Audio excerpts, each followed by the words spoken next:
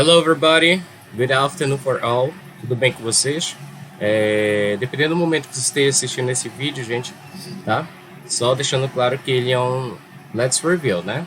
As coisas mais detalhadas foram vistas em sala de aula, portanto eu vou só resumir o que a gente viu, né? Dos dois assuntos que são as Conditionals, tá? E o Passive Voice, que são os assuntos principais de vocês. No primeiro assunto, gente, como eu falei para vocês, que ele tem 3 condicionais. Essas 3 condicionais, elas são essenciais porque vão vir na sua prova, tá? Eu não vou colocar a third conditional, que é a última, tá? Para não ficar muito grande, porque você tem apenas 10 questões. Então, eu precisaria ter 15, 20, tá? Mas no caso não é necessário. Então, vai cair a zero conditional, a first e a second conditional, tá certo? Então, bora lá então, gente, iniciar pelas condicionais. O que são as condicionais? O próprio nome já diz. É uma condição que ela pode tanto prover no presente quanto também no futuro. Tá certo? Então, algum fato que você fez, por exemplo, em algum momento do tempo, pode ser no presente ou até mesmo no passado, mas que ela pode ter feito tanto naquele exato momento quanto até mesmo no futuro, tá certo? A gente vai ver aqui com mais detalhes, tá? Deixa eu ativar aqui minha caneta aqui rapidinho. Certo, beleza. Vamos lá então. O que é Zero Conditional? O próprio nome já diz. Present Real Conditional, ou seja, é uma condição real que acontece no presente. Ela é bem simples, gente. Para mim, ela é a mais simples de todas. Por quê? As duas condições estarão no presente, certo? Então, o que você tem que lembrar? Que verbo no inglês só é conjugado no presente no he, she e it, que é a terceira pessoa do singular, tá? He, she e it. Exemplo, verbo run. Como é que eu conjugo ele? Tá, então vai vir I run, you run. Quando chega no he, she, it, ele conjuga, ó, né? Ele conjuga lá, ó. He runs. Ele vai passar com a adição daquele S, né? She runs, e assim sucessivamente ele vai sendo adicionado, tá bom? Então basicamente é esse carinha que você tem que observar no momento da sua prova, beleza? Então bora observar aqui a estrutura. Primeiro, if, present simple, né? Lembra que o if é o se, mas a segunda estrutura que é no present simple também. Exemplo, bora ver aqui. If you heat water to 100 Celsius, it boils. Ou seja, se você aquecer a água, né, a 100 graus Celsius, ela borbulha. Então, observa, se você aquece a água, isso presente, ó, presente é a primeira condicional, a segunda também vai estar no presente. Então, é algo que acontece no presente e que tem também consequência no presente. Então, se você aquece, olha, o aquece, que o verbo aquecer, certo? Heat, water, né? Mais o complemento da minha frase, que é esse segundo carinha aqui. Mas, olha, observa o it com a adição do boils. Então, como é que cai no vestibular, gente? Só essa estrutura. Então, se as duas estruturas estão no presente, é isso que você tem que prestar atenção, sempre vai ser a zero conditional. Então, tá? Estuda isso daqui, beleza? Que eu vou te perguntar na tua prova. Então, a zero conditional, condição real no presente, e as duas consequências estão no presente, beleza? Bora lá para a segunda. A segunda, que no caso aqui é a first, né? Que eu falo aqui que a gente começa pelo zero, é a primeira condicional. A primeira condicional tem como característica aqui, gente, ó, present real conditional, ou seja, ela é uma condição real no presente, algo que vai ocorrer de verdade. Então, ela é usada para expressar condições possíveis no futuro. Grava para mim. A primeira condicional são condições possíveis no futuro, tá? Então, gente, você viu esse carinha na sua prova? Will, já sabe que vai ser primeira condicional, first conditional. Então, grava isso para mim. Estrutura, if, tá certo? Olha o presente simples aparecendo igual na zero conditional. Beleza, essa é a primeira condicional, certo? Porém, a adição do will, que é o will? Will não é o vai ou irá. Ele passa o verbo, né, no infinitivo para o futuro. Então, will watch, né? Assistirá. No caso, eu vou assistir ou assisto, né? Vou assistir. Então, ele passa esse meu verbo no futuro, basicamente, certo? Bora utilizar aqui no exemplo, bora observar aqui então, olha, adição do if, baixei o if, o meu sujeito principal que é o it, e o rains, conjuguei verbo, ó, lembra, he, she, it, verbo conjuga. Então, if it rains tomorrow, se chover amanhã, né, se chover amanhã, I will stay at home, ou seja, eu, stay, verbo ficar, com a adição desse will, né, will stay, ficarei. Então, eu ficarei em casa. Então, se chover amanhã, eu ficarei em casa. Olha essa condição real no presente, tá certo? Então, ela vai ter consequência lá no futuro. É uma característica desse tempo gramatical, que é o first conditional, tá? Então, observa. Presente, e a segunda condicional, futuro. Característica dela, utilização do próprio Vou até apagar aqui, ó, a utilização do próprio will. Esse cara bem aqui aparece para mim, will, certo? Então tu viu will, first conditional, condição real do presente. De boa? Tranquilo. Pois bem, gente, como eu falei para vocês, a second conditional, certo? Ela também não tem segredo. Ela é usada para expressar condições, gente, só que agora é irreal, tá? Algo mais para imaginativo, então irreal ou improvável no presente ou futuro, tá?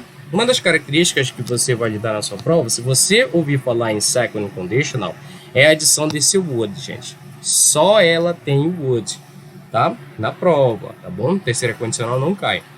Então observa que você vai utilizar o past simple, né? Lembra que a 0 e a primeira trabalham a primeira condicional no presente. Essa é a única condicional que já vai começar pelo passado. Então lembra do past simple, aquele assunto que eu passei para vocês, né? A gente viu no primeiro bimestre, né? Os verbos regulares, verbos irregulares. Os verbos regulares que estão lá, gente, que são aqueles que você adiciona o ED, né? Eu já falei 1 milhão de vezes. Você pode entrar aqui, caso você não lembre, nesse canal, tá? Nesse meu canal no YouTube e procurar, no caso, Simple Past, que eu estou explicando muito bem um pouquinho sobre ele. Um pouquinho não, bem detalhado sobre ele, tá? E os verbos irregulares, gente, que você pode também estar utilizando, só que de acordo com aquela tabela, né? Por exemplo, você vai ter verbos irregulares, como, por exemplo, o passado do, did, né? Você vai ter o passado do verbo to be, que é was, were, né? Então você vai lidar com diversos verbos. Então, a característica principal que você tem que gravar na tua prova, sempre que tu vê o would, vai ser second conditional, tá? Então, uma condição irreal ou improvável no presente ou futuro. Bora ver a frase aqui. Então, observa. If I won the lottery, ou seja, se eu ganhei na loteria, né? Ou seja, se eu ganhasse, é como se fosse se eu ganhasse, é como se estivesse imaginando algo. Ah, se eu ganhasse na loteria, beleza. Pronto, tranquilo. Olha o meu verbo aqui, que vem do infinitivo when, que é esse cara bem aqui, ó. Isso é presente. Então, como eu vou ter que utilizar passado, que é se eu ganhasse na loteria, que é algo imaginativo, eu, característica do would. O que é que o would faz? Todo verbo que vir com o would, gente, ele vai ter terminação em ia, né? Então, ele vai ter terminação em ia. Então, são vários verbos. Por exemplo, would walk, caminharia, andaria, né? Deixa eu ver aqui outro verbo. Build, would build, construiria. Então, assim, a gente vai utilizando ele. Então, I would travel the world, ou seja, né, eu viajaria o mundo. Por quê? Se eu ganhasse na loteria, eu viajaria o mundo. Se eu trocar aqui, ficaria a mesma coisa? Sim, mesma coisa. Ou seja, eu viajaria o mundo se eu ganhasse na loteria. Então, essa é a condicional, tá? Não tá difícil, gente. Grava para mim. Primeira condicional, vamos voltar aqui rapidinho. A zero conditional, que é essa aqui. Os dois fatores no presente, fatos gerais e verdadeiros, certo? Primeira condicional, utilização do will. Olha o will, não tem segredo. Olha o will aqui aparecendo para mim. Sempre na primeira condicional, certo? Então, é uma condição real no presente, possíveis no futuro. Já a second conditional é irreal, algo imaginativo. Só que agora você utiliza passado simples com a utilização do próprio would, como você pode observar aqui. Não tá difícil. Grava essas três condicionais, estuda esses três carinhas aí para mim, que amanhã tu vai tirar nota 10, tá certo? Bora ver uma questão aqui, gente. Eu trouxe uma questão de vestibular para vocês. Nessa questão ele fala o seguinte, ó. If they had to fight intelligent bacteria, especially the really bad ones. Beleza. O que é que ele quer aqui na questão, ó? Choose the sentence that complete the conditional. Bom, passou até uma moto aí. Isso aí, ó. Escolha a sentença que completa a condicional acima. O que é legal da questão? De vestibular ele já traz second conditional. Então, segunda condicional, sendo que a gente acabou de estudar ela, qual é a característica dela? Sempre a adição do would, esse cara aqui. Então, teacher, lembrei que eu vou ter que utilizar o would na segunda condicional. Então, a partir daqui eu já posso eliminar as questões, certo? Então, bora entender o contexto. Bora ver a questão que tem would. Would. Nossa, já eliminei 3 alternativas, gente. Então, e agora? O que é que eu faço? Você vai ter que adequar. Infelizmente, você tem que saber um pouco mais de vocabulário. O que é que ele fala aqui na questão? If they had, né? Se eles tivessem que lutar, né? Olha, fight, né? Ou enfrentar, se tivesse que enfrentar uma bactéria inteligência, especialmente, realmente, as ruins, né? As ruins, que são as bactérias aqui, o que é que aconteceria antes? Então, bora lá. Humanos, would be, lembra do would? Passa com o ia, né? Humanos teriam um problema profundo. Humanos teria um problema enorme se tivesse que enfrentar a bactéria inteligente. Qual é a questão que mais tem a ver aí, gente? Qual você marcaria? Chuta para mim, vamos lá. Beleza. Então, gente, se você marcou letra B, você errou. Seria letra D. Tem mais, no caso, a ver com a questão, certo? Então, olha aí, questão simples, de boa. E se você souber a estrutura gramatical da if conditional e que você sabe que é second conditional, trabalha com would, você já marca a questão, né? Questão certa, beleza? Bem fácil, né, gente? Beleza, então essa é a conditional. Você acha que é fácil assim, rapaz? Quem você pensa que é? Continuando, gente, vamos lá. Próximo assunto de vocês, passive voice. Passive voice. Não é difícil, gente, bem fácil. A característica dele é a utilização do by. Olha o by aparecendo para mim de novo aqui, certo? Mas o que é o passive voice, gente? É quando o sujeito ele deixa de ser, né, o objeto principal para dar lugar ao objeto principal em questão para formar a minha frase em seguida. Teacher, eu não entendi nada. Então bora observar aqui, ó. Até mudei as cores.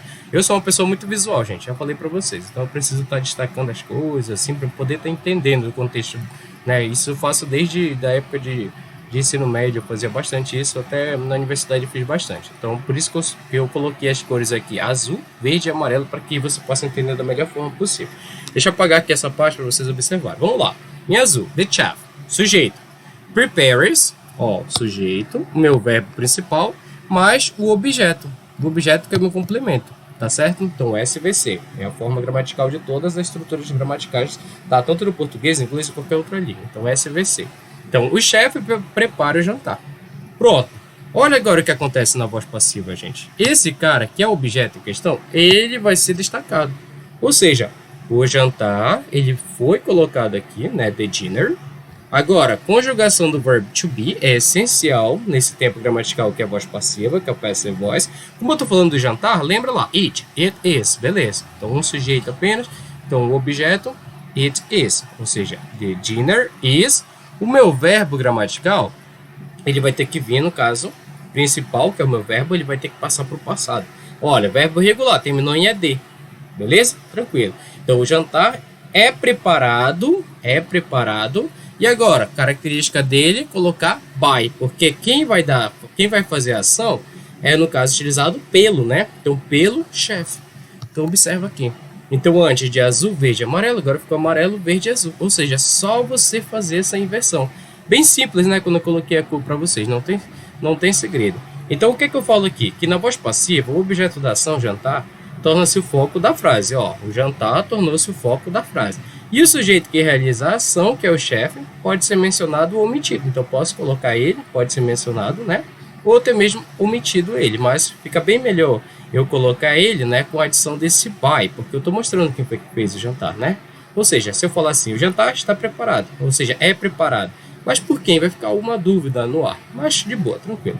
Voz ativa. Vamos ver aqui, gente, novamente a segunda alternativa.